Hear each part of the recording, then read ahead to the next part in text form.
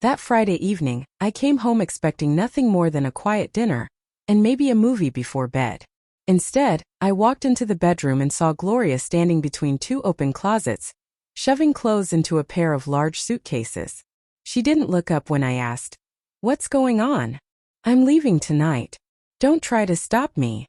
Her tone was smooth, rehearsed, like she'd practiced the line in her head a dozen times.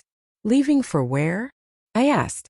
"I'll stay with a friend until I figure things out," she said, eyes fixed on the suitcase.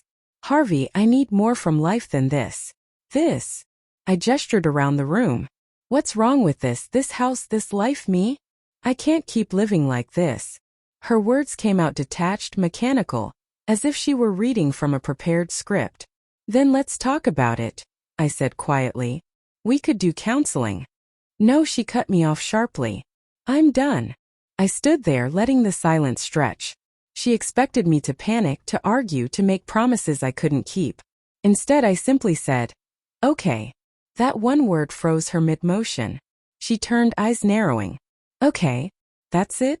That's all you have to say?" "You've already made your decision, Gloria," I replied. "What am I supposed to fight for if you've already decided it's over?"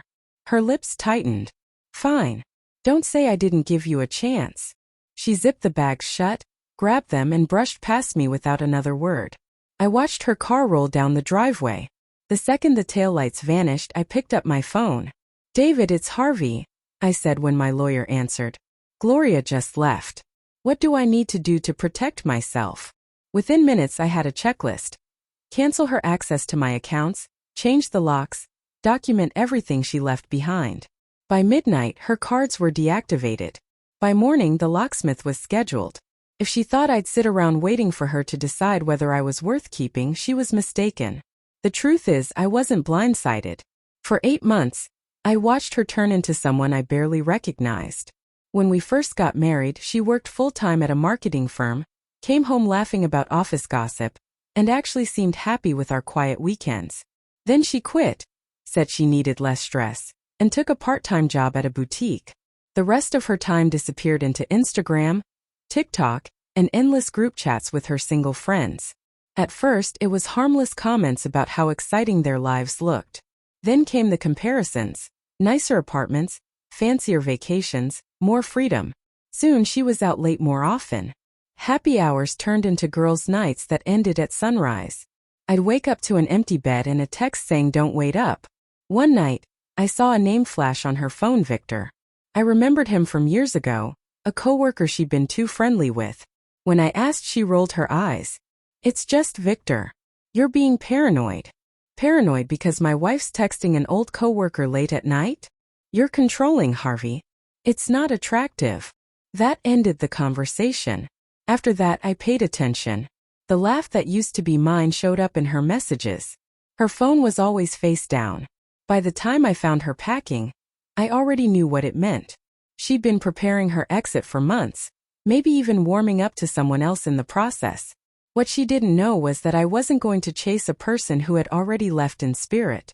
By Saturday morning, her plan started to crumble. Around 9, my phone lit up with her name. I let it ring twice before picking up. "What did you do?" she snapped. "Good morning to you too. My cards aren't working. I tried to get gas and it declined in front of everyone. Those cards are in my name. You were just an authorized user. I removed you. You can't just cut me off like that." "Actually, I can. You told me you were leaving. I'm just respecting that." A pause. Then her voice softened. "Harvey, I never said I wanted a divorce. I just needed space. Space doesn't involve packing bags and driving away. That's called moving out. This is ridiculous. I still have rights as your wife. To what you left behind on your own?" I interrupted. She hung up. 10 minutes later, her friend Sophie called. "Harvey, we need to talk about Gloria." "Do we?" "She's hurt. She feels like you're punishing her. She told me she was done. I'm taking her at her word. She just needs time. You should meet with her. To see what else is out there?" I cut in. Silence. "Sophie," I said. "You've been in her ear for months, telling her she was wasting her life being married. Well, now she's free. You got what you wanted. That's not fair." What's not fair is encouraging my wife to leave, then acting shocked when I don't chase her. I hung up. By noon, I realized Gloria had expected panic. She thought I'd be desperate to win her back. Instead, I was calm, deliberate, and she didn't know how to respond to that. The following Wednesday night, the doorbell rang 3 times, followed by loud knocking. I looked out the window and saw her on the porch, hair pulled back, wearing the same jacket she'd left in. "Harvey, open up. We need to talk," she called. I didn't move. She dug through her purse and tried her old key. Twist, twist, it didn't fit. She threw up her hands and pounded harder. That's when my neighbor John walked over. "Everything okay here?" he asked. "John, tell him to open the door," she said quickly. "He locked me out of my own house." John frowned. "Didn't you tell me Saturday that you were finally free and starting a new chapter?" Her face went red. "I was venting. That's not what I meant." "That's exactly what you said," John replied. "You even joked about finding someone more exciting." She shot me a look as if all this was my fault. That was taken out of context. I stepped outside but toward John, not her. "Thanks for checking, man. We're fine." She moved to block me. "Harvey, please. I made a mistake. Let's just talk." "There's nothing to talk about. You told me not to stop you. You got what you wanted." Her voice cracked. "I didn't know it would feel like this."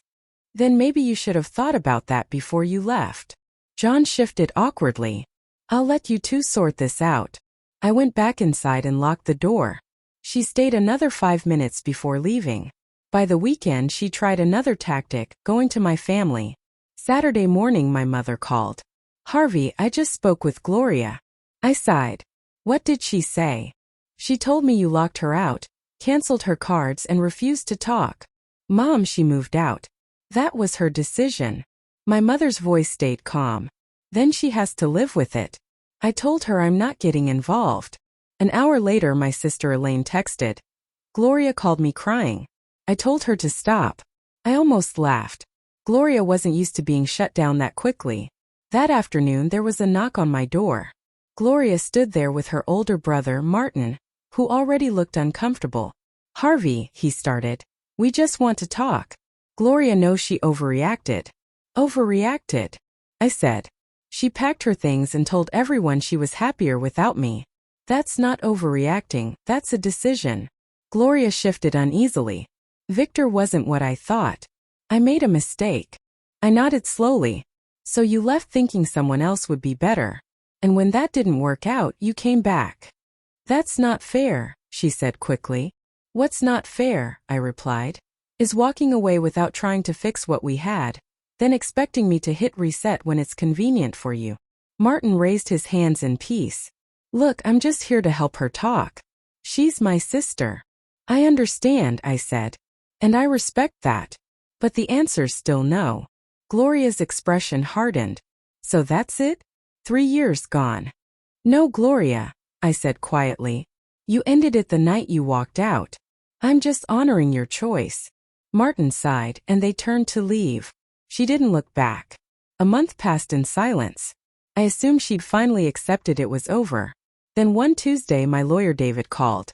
Gloria's attorney had reached out, suggesting marriage counseling instead of continuing with the divorce. David explained that the idea came from her parents. They wanted her to either reconcile or start taking responsibility for herself. From what he described, this wasn't about love or regret. It was about comfort. She'd been bouncing between friends' couches in her parents' house, working inconsistent shifts, struggling to maintain the lifestyle she once had. The house had never been part of the negotiations. It was mine before we married, and the deed stayed solely in my name. She left with only what she could carry. It was clear she wanted back the safety net she willingly abandoned. David told me to stand firm unless I had a reason to reconsider. I didn't. Later that week, she sent a single text. "We could fix this if you just talk to me." I didn't reply. David filed the final paperwork. I wasn't angry. I wasn't relieved. I was simply sure. When you've spent years with someone, it's easy to dwell on the good and imagine rewinding time. But I couldn't unhear her saying she was done, or unsee the conviction in her eyes when she told me not to stop her. That wasn't a moment of weakness, it was a choice. and choices have consequences. 3 months later, the divorce was finalized. No courtroom drama, no last-minute pleas, just signatures, a stamp, and silence. Elaine later told me Gloria had moved back to her parents' place 2 hours away. She quit the boutique, couldn't afford the gas, and took a job at a call center. After the papers went through, she sent me one last text. "I hope one day you understand. I didn't mean to hurt you." I didn't respond. There was nothing left to say. The house felt different now, quiet, steady.